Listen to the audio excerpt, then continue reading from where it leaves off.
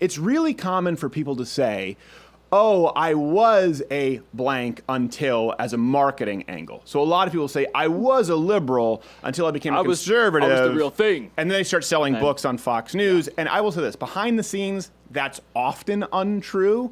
So how drastic would you say your transition was? Like, on it, just laid out there, 100% honest. Oh, that's a great question, because there have been some people who are like, she was never a feminist, and I would love to ask them, well, what's your version of a feminist? Because was I ever a radical who wanted to dye my hair green and purple and to be fair, you'd probably pull it off better than most of the women who do. That's true. Well, I definitely, in another life, I think I would have liked some colored hair, but no, I wasn't that radical, although I would go march for Planned Parenthood, and I have made it. And I've kept a video. Here's something kind of weird that makes me feel like, whoa, that's weird about her. I've kept a video diary since I was 18 years old, when I got this little Sony camcorder. I know it's kind of weird, but I was acting back then in LA, and I was trying to understand people's psychology, what makes them do the things they do. And my acting coaches were saying, start to analyze how your face looks when you're feeling sad or when you're feeling happy, and know how you come off. And so I kept a video diary, and I ended up just really liking, getting your whole life story out to someone who will never see it. But what I realized, though, is looking back on those diaries, I was really radical feminist in my ideology, as far as I was quick to dismiss or outright laugh at men's issues. And when I started to flip the script and ask myself what would be the gender reverse scenario, I started to realize my own bias and sexism. Yeah, so as far as how much of a transformation I made, I think I've always been kind of a person that likes to see multiple angles to any issue. But I was very much, in my bubble of living in LA, now in San Francisco. Yeah. All my friends are feminists. No, you got out of the bubble. You went to San Francisco. Now you're among the people. Yeah. Look out your street and it's Folsom Street. Oh, look, men in leather having sex. That's middle America. Yeah, it's not. That's like flyover country. Although it's true what they say. Self-video diaries, though obnoxious and narcissistic, can serve a purpose. Okay. Well, it's funny that you say you were acting and doing that in Los Angeles and doing video diaries, because that was probably before the whole thing got huge on YouTube. So now you could have just made a killing. There was no YouTube. No, there was. Yeah. And there's a huge advantage on you. Well, we both are. And there's a huge advantage. Here's one thing you must acknowledge. Well, a couple of things that you just said. Now, here we go with the conversation. It's interesting that you say, I laughed at men's issues. I've never met a guy who does that with women. Like, honestly, people who think I've never met a guy who just laughs at women's issues. Like, can you believe they have to give birth? Complain. We're all like, yeah, you know what? That seems pretty tough. But then we acknowledge their differences. Where I do feel like a lot of women's supports groups, they get together and just laugh and dismiss men's issues when they can be pretty damn serious. And something else, there is a huge advantage to being an attractive female on social media, period. It's not even close. That's a privilege. Hashtag beauty privilege. Yeah. Well, I just even recently, I've started to really ask myself, genders reverse relationships. If there's a guy and a girl married for years, who do you think is more fearful of saying the wrong thing to the other person? Yeah. Or offending the other person or criticizing the other person. And, genders reversed, we would have seen, women, we would hear that, women in the 50s or the 40s, they'd be too afraid to speak out of line and have a repercussion for that from their husband. But I think today it has flipped, or I don't know if I don't really know what happened in the 40s. We only know what's been written and has been, funding to reprint and I saw some Mad Men flashbacks where Don's dad wasn't necessarily the kindest man. So that's about what I know of the 40s. It's interesting that you say that, because I do think in the 50s there was sort of these expectations of, there was finishing school. This is how you're a proper lady. In our generation, I would say that definitely has flipped in the sense of it's the pink generation. You're perfect the way you are. Every girl goes into a relationship. My wife and I, listen, we're Christians. There's a book that we read called When a Sinner Says I Do. And it basically was, you are both equally pieces of crap. Know that you're joining your crap and you need to work on your crap. That was pretty much the premise of the book, which I thought was unbelievably helpful. But a lot of girls go into relationships and say, if he really loves you, he'll love you just the way you are. No, you bite your toenails. That annoys me. It's okay. Doesn't mean I don't love you. Whereas men are told, you need to work on yourself. You need to fix that about yourself. And I think that is a cultural phenomenon right now where men are pressured into changing and adapting. And I think that's a good thing. but women are told if anyone asks you to change, it means they don't love you. Yeah, and something also that I've been wondering about is, so when I was a feminist, I would often hear, we would see these old advertisements where a woman is on her knees offering a tie to her husband as a Christmas present, and or her over his knee being spanked for choosing the wrong Folgers coffee. And there are like ads that or choosing the right one. websites would see this. Yes, my wife gets if she chooses the right one.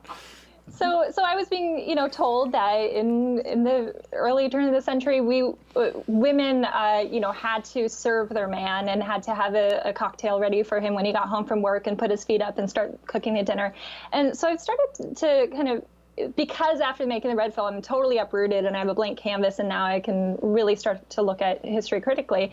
And I'm beginning to wonder if the reason why women did have some whiskey ready for their man when he got home was because they actually knew, oh gosh, I'm going to get so much trouble for this. Go for it. Get some, Cassie, get some. Burn it. But maybe those women actually knew that they had the better end of the deal. And he was going into the coal mines and he was, providing for the family and the home and the food to feed the kids and all this. And she actually did have a more comfortable, flexible lifestyle. And so to show her appreciation for what he was offering and sacrificing for the family, that was her way of doing it. And maybe, the grandmothers told their granddaughters, now make sure to have your husband happy, keep him happy, have a home-cooked meal on the table when he gets home. Maybe it wasn't so much, slavery to your husband, but it was actually just showing your appreciation. And I know I'm going to get in trouble by feminists for saying that, because it does sound like, oh, that's a woman's place, is making... No. We've already weeded them out of our show. They're not here. They're not watching. We have a lot of people, though, who really like Cassie, we have a lot of liberals who watch the show. We have a lot of atheists who watch the show. We have a lot of moderates who say, man, I really wish that there was someone like her out there in the mainstream, someone like her out there on The View, or there are a multitude of girls we have on the show who speak this way, not all necessarily as articulate as Kathy, or some much more profane, like Karen Strawn. Brilliant, but my gosh, have your hand in on the censor button. And a lighter nearby makes good friends with her. Well, here's something else too. First off, this goes back to, we've talked about this a lot, where I used to get so much flack. I was always an open Christian, but didn't proselytize. In the church, in small groups where we get married in Christian counseling, they call this complementarianism.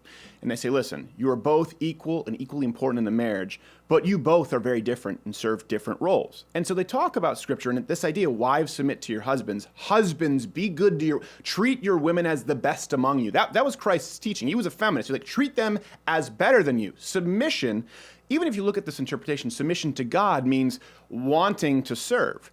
And if you look at the way men and women are designed, let me draw a little personal parallel here, because you've said this before, that I'm a different person on the road. That's true. Than here. That's true. And you just mean less stressed. I'm more fun to be around. That's because when I'm here, Cassie, I'm managing everyone. I have to make sure all the trains run on time. I'm doing 50 different things to make sure this show happens. When I'm on the road shooting a package, I know that everyone else is handling things because they know I can't do anything else. I'm on location. I can focus, and I'm happier that way. So it's probably easier for a guy, in a matter of speaking, to go into the coal mines, to go and do work, because they're singularly focused. It's where they're most efficient.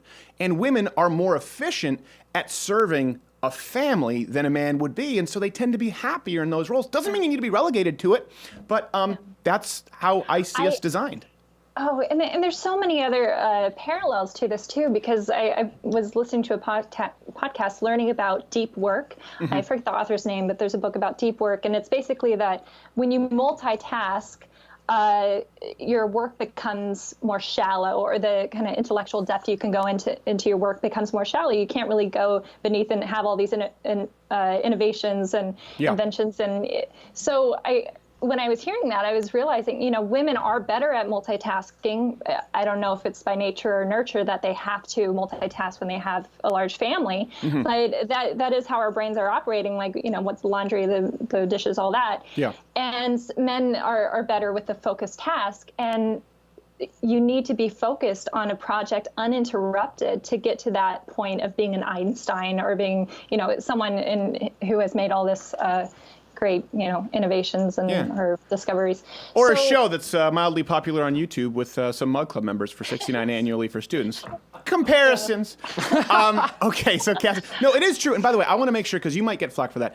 It's not saying, here's the thing, it's not saying that women are shallower. What you were talking about is that there's a certain life budget, okay? So if here's the pool, you can take this whole pool of energy, put it into one thing, or women can take this whole pool of energy and put it into multiple things. It doesn't mean there's less energy, but it does mean they're doing more things, and you can't do it as in depth. And that's why a lot of the time, it's not systemic patriarchy, but the biggest innovations, the people who tend to be the best at one singular sport, activity, or intellectual endeavor are men, whereas the people who are best at a multitude of things are women. You even see this crossover with athletics. You have women who are much better at multiple sports than men.